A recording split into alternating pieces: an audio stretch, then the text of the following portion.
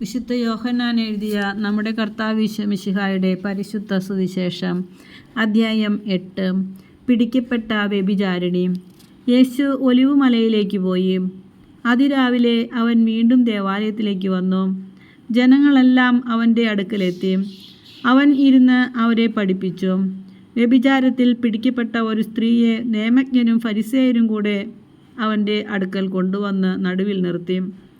അവർ അവനോട് പറഞ്ഞു, ഗുരു, ഈ സ്ത്രീ വ്യഭിചാരത്തിൽ പിടിക്കപ്പെട്ടവളാണ്. ഇങ്ങനെയുള്ളവരെ കല്ലെറിയണമെന്നാണ് മോശ നിയമത്തിൽ കൽപ്പിച്ചിരിക്കുന്നത്. നീ എന്തു പറയുന്നു? ഇത് അവനിൽ കുറ്റം ആരോപിക്കാൻ വേണ്ടി അവനെ പരീക്ഷിച്ചുകൊണ്ട് ചോദിച്ചതാണ്. യേശുവാകട്ടെ കുനിഞ്ഞ് വിരൽ കൊണ്ട് നിലത്ത് എഴുതിക്കൊണ്ടിരുന്നു. അവർ ആവർത്തിച്ച് ചോദിച്ചു കൊണ്ടിരുന്നതിനാൽ അവൻ നിവർന്ന് അവരോട് പറഞ്ഞു, നിങ്ങളിൽ പാപമില്ലാത്തവൻ ആദ്യം അവളെ കല്ലെറിയട്ടെ. അവൻ വീണ്ടും കുനിഞ്ഞ് നിലത്ത് എഴുതിക്കൊണ്ടിരുന്നു. എന്നാൽ ഇത് കേട്ടപ്പോൾ മുതിർന്നവർ തുടങ്ങി ഓരോരുത്തരായി സ്ഥലം വിട്ടു. ഒടുവിൽ യേശുവും നടുവിൽ നിന്നിരുന്ന ആ സ്ത്രീയും മാത്രം ശേഷിച്ചു. യേശു നിവർന്ന് അവളോട് ചോദിച്ചു, സ്ത്രീയെ, അവർ എവിടെ? ആരും നിന്നെ വിധിച്ചില്ലേ? അവൾ പറഞ്ഞു, ഇല്ല കർത്താവേ. യേശു പറഞ്ഞു, ഞാനും നിന്നെ വിധിക്കുന്നില്ല. പോയിക്കൊള്ളുക, ഇനിമേൽ പാപം ചെയ്യരുത്. യേശു ലോകത്തിൻ്റെ പ്രകാശം. യേശു വീണ്ടും അവരോട് പറഞ്ഞു, ഞാൻ ലോകത്തിൻ്റെ പ്രകാശമാണ്. എന്നെ അനുഗമിക്കുന്നവൻ ഒരിക്കലും അന്ധകാരത്തിൽ നടക്കുകയില്ല, അവന് ജീവൻ്റെ പ്രകാശമുണ്ടായിരിക്കും.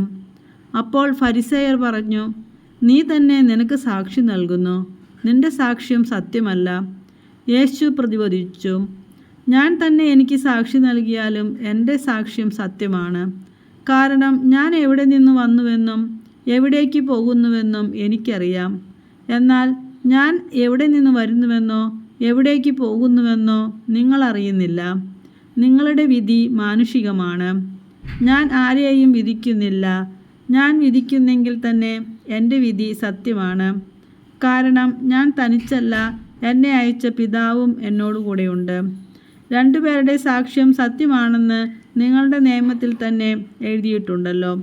എന്നെക്കുറിച്ച് ഞാൻ തന്നെ സാക്ഷി നൽകുന്നു.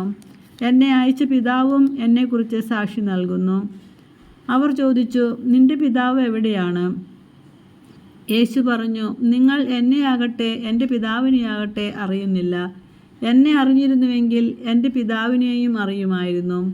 ദേവാലയത്തിൽ ഭണ്ഡാരസ്ഥലത്ത് പഠിപ്പിച്ചു കൊണ്ടിരുന്നപ്പോഴാണ് അവൻ ഇതെല്ലാം പറഞ്ഞത്. എന്നാൽ ആരും അവനെ പിടിച്ചില്ല, കാരണം അവൻ്റെ സമയം ഇനിയും വന്നു ചേർന്നിട്ടില്ലായിരുന്നു. യഹൂദർക്ക് മുന്നറിയിപ്പ്. യേശു വീണ്ടും അവരോട് പറഞ്ഞു, ഞാൻ പോകുന്നു.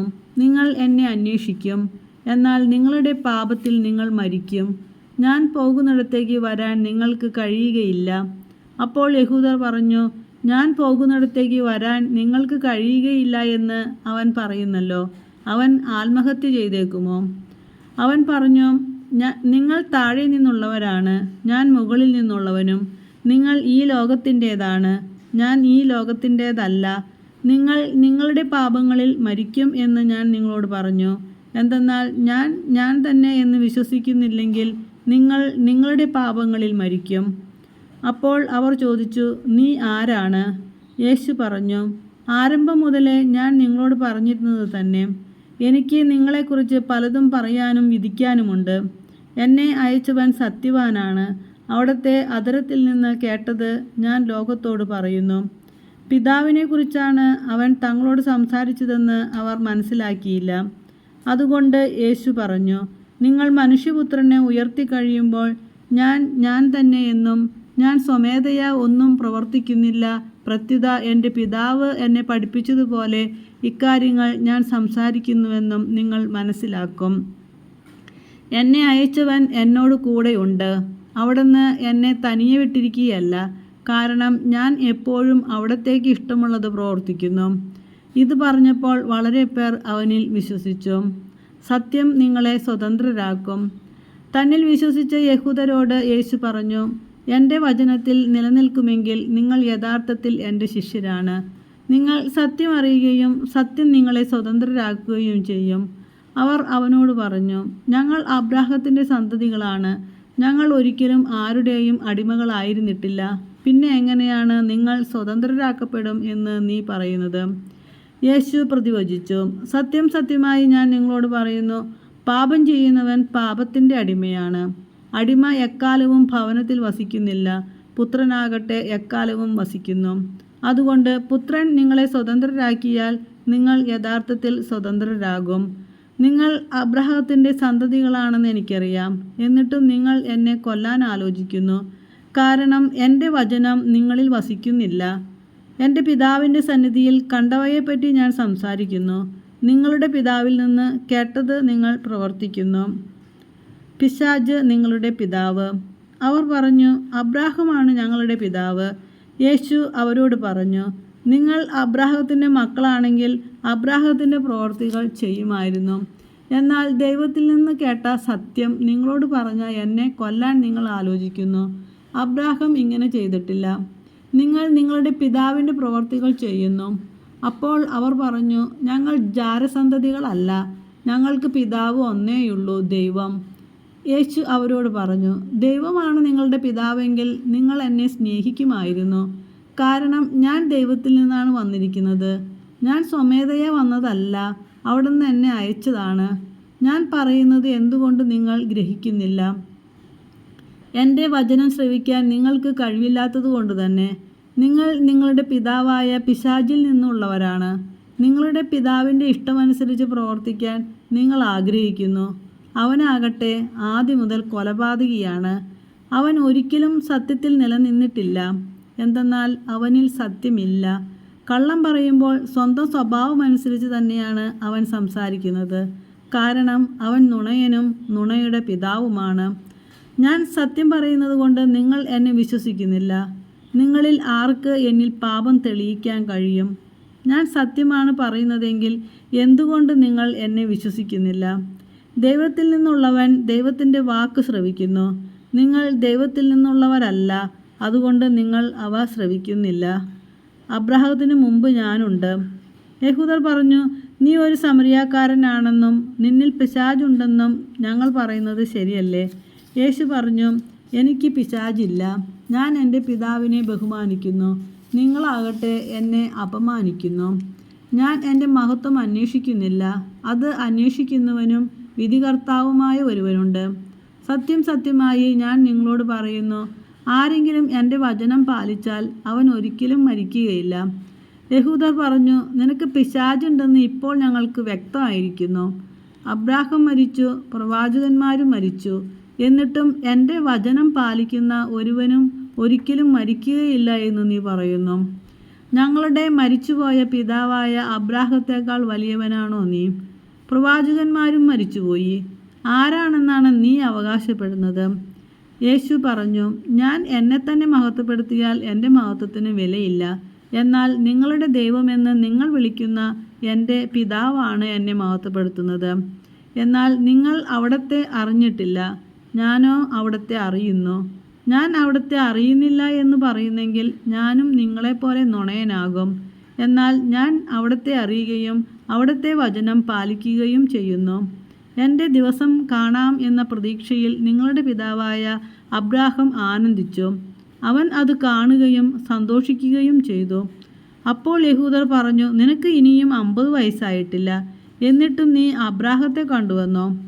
യേശു പറഞ്ഞു, സത്യം സത്യമായി ഞാൻ നിങ്ങളോട് പറയുന്നു, അബ്രാഹാം ഉണ്ടാകുന്നതിന് മുമ്പ് ഞാനുണ്ട്. അപ്പോൾ അവർ അവനെ എറിയാൻ കല്ലുകളെടുത്തു. എന്നാൽ യേശു അവരിൽ നിന്ന് മറഞ്ഞ് ദേവാലയത്തിൽ നിന്ന് പുറത്തുപോയി. അദ്ധ്യായം 9.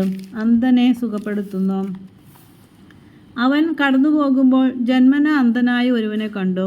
ശിഷ്യന്മാർ യേശുവിനോട് ചോദിച്ചു, റബ്ബി, ഇവൻ അന്ധനായി ജനിച്ചത് ആരുടെ പാപനിമിത്തമാണ്? ഇവൻ്റെയോ ഇവൻ്റെ മാതാപിതാക്കന്മാരുടെയോ? യേശു മറുപടി പറഞ്ഞു, ഇവൻ്റെയോ ഇവൻ്റെ മാതാപിതാക്കന്മാരുടെയോ പാപം നിമിത്തമല്ല, പ്രത്യുത ദൈവത്തിൻ്റെ പ്രവൃത്തികൾ ഇവനിൽ പ്രകടമാകേണ്ടതിനാണ്. എന്നെ അയച്ചവൻ്റെ പ്രവൃത്തികൾ പകലായിരിക്കുവോളം നാം ചെയ്യേണ്ടിയിരിക്കുന്നു. ആർക്കും ജോലി ചെയ്യാൻ കഴിയാത്ത രാത്രി വരുന്നു. ലോകത്തിലായിരിക്കുമ്പോൾ ഞാൻ ലോകത്തിൻ്റെ പ്രകാശമാണ്. ഇത് പറഞ്ഞിട്ട് അവൻ നിലത്ത് തുപ്പി, തുപ്പൽ കൊണ്ട് ചെളിയുണ്ടാക്കി.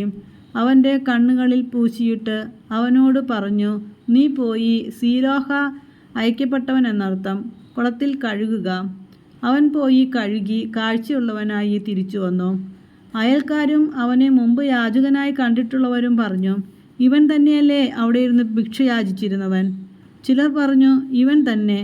മറ്റു ചിലർ പറഞ്ഞു, അല്ല, ഇവൻ അവനെപ്പോലെ ഇരിക്കുന്നു എന്നേയുള്ളൂ. എന്നാൽ അവൻ പറഞ്ഞു, ഞാൻ തന്നെ. അപ്പോൾ അവർ അവനോട് ചോദിച്ചു, എങ്ങനെയാണ് നിന്റെ കണ്ണുകൾ തുറക്കപ്പെട്ടത്? അവൻ പറഞ്ഞു, യേശു എന്നു പേരുള്ള ഒരു മനുഷ്യൻ ചെളിയുണ്ടാക്കി എൻ്റെ കണ്ണുകളിൽ പുരട്ടി, സീലോഹായിൽ പോയി കഴുകുക എന്ന് പറഞ്ഞു. ഞാൻ പോയി കഴുകി, എനിക്ക് കാഴ്ച ലഭിച്ചു. എന്നിട്ട് അവൻ എവിടെ എന്ന് അവർ ചോദിച്ചു. എനിക്ക് അറിഞ്ഞുകൂടാ എന്ന് അവൻ മറുപടി പറഞ്ഞു. മുമ്പ് അന്ധനായിരുന്ന അവനെ അവർ ഫരിസേയരുടെ അടുത്ത് കൊണ്ടുചെന്നു. യേശു ചെളിയുണ്ടാക്കി അവൻ്റെ കണ്ണുകൾ തുറന്നത് ഒരു സാബത്ത് ദിവസമാണ്. വീണ്ടും ഫരിസേയർ അവനോട് എങ്ങനെ അവന് കാഴ്ച ലഭിച്ചു എന്ന് ചോദിച്ചു. അവൻ പറഞ്ഞു, അവൻ എൻ്റെ കണ്ണുകളിൽ ചെളി പുരട്ടി ഞാൻ കഴുകി, ഞാൻ കാണുകയും ചെയ്യുന്നു. ഫരിസേയരിൽ ചിലർ പറഞ്ഞു, ഈ മനുഷ്യൻ ദൈവത്തിൽ നിന്നുള്ളവനല്ല, എന്തെന്നാൽ അവൻ സാബത്ത് ആചരിക്കുന്നില്ല. എന്നാൽ മറ്റുള്ളവർ പറഞ്ഞു, പാപിയായ ഒരു മനുഷ്യന് എങ്ങനെ ഇത്തരം അടയാളങ്ങൾ പ്രവർത്തിക്കാൻ കഴിയും? അങ്ങനെ അവരുടെ ഇടയിൽ ഭിന്നതയുണ്ടായി. അപ്പോൾ ആ അന്ധനോട് വീണ്ടും അവർ ചോദിച്ചു, അവൻ നിന്റെ കണ്ണുകൾ തുറന്നല്ലോ, അവനെപ്പറ്റി നീ എന്തു പറയുന്നു? അവൻ പറഞ്ഞു, അവൻ ഒരു പ്രവാചകനാണ്. അവൻ അന്ധനായിരുന്നെന്നും കാഴ്ച പ്രാപിച്ചെന്നും കാഴ്ച ലഭിച്ചവൻ്റെ മാതാപിതാക്കന്മാരെ വിളിച്ച് ചോദിക്കുവോളം യഹൂദർ വിശ്വസിച്ചില്ല. അവർ ചോദിച്ചു, അന്ധനായി ജനിച്ചു എന്ന് നിങ്ങൾ പറയുന്ന നിങ്ങളുടെ മകൻ ഇവനാണോ? ആണെങ്കിൽ എങ്ങനെയാണ് അവൻ ഇപ്പോൾ കാണുന്നത്?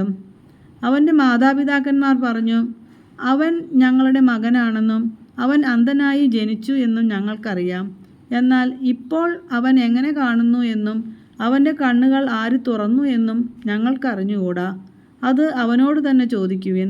അവന് പ്രായമായല്ലോ. തന്നെക്കുറിച്ച് അവൻ തന്നെ പറയും. അവൻ്റെ മാതാപിതാക്കന്മാർ ഇങ്ങനെ പറഞ്ഞത് യഹൂദരെ ഭയന്നിട്ടാണ്. കാരണം യേശുവിനെ ക്രിസ്തു എന്ന് ആരെങ്കിലും പരസ്യമായി ഏറ്റുപറഞ്ഞാൽ അവനെ സിനഗോഗിൽ നിന്ന് പുറത്താക്കണമെന്ന് യഹൂദർ തീരുമാനിച്ചിരുന്നു. അതുകൊണ്ടാണ് അവൻ്റെ മാതാപിതാക്കന്മാർ അവന് പ്രായമായല്ലോ, അവനോട് തന്നെ ചോദിക്കുവിൻ എന്ന് പറഞ്ഞത്.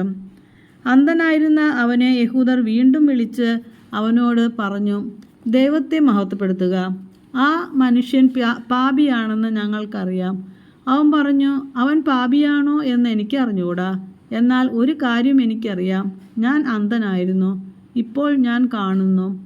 അവർ ചോദിച്ചു, അവൻ നിനക്ക് വേണ്ടി എന്തു ചെയ്തു? എങ്ങനെയാണ് അവൻ നിന്റെ കണ്ണുകൾ തുറന്നത്? അവൻ മറുപടി പറഞ്ഞു, നിങ്ങളോട് ഞാൻ പറഞ്ഞു കഴിഞ്ഞുവല്ലോ, അപ്പോൾ നിങ്ങൾ കേട്ടില്ല. എന്തുകൊണ്ടാണ് വീണ്ടും കേൾക്കാൻ നിങ്ങൾ ആഗ്രഹിക്കുന്നത്?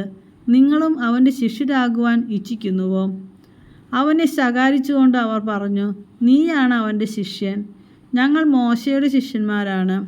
ദൈവം മോശയോട് സംസാരിച്ചുവെന്ന് ഞങ്ങൾക്കറിയാം, എന്നാൽ ഈ മനുഷ്യൻ എവിടെ നിന്നാണെന്ന് ഞങ്ങൾക്കറിഞ്ഞുകൂടാ. അവൻ മറുപടി പറഞ്ഞു, ഇത് വിചിത്രമായിരിക്കുന്നു.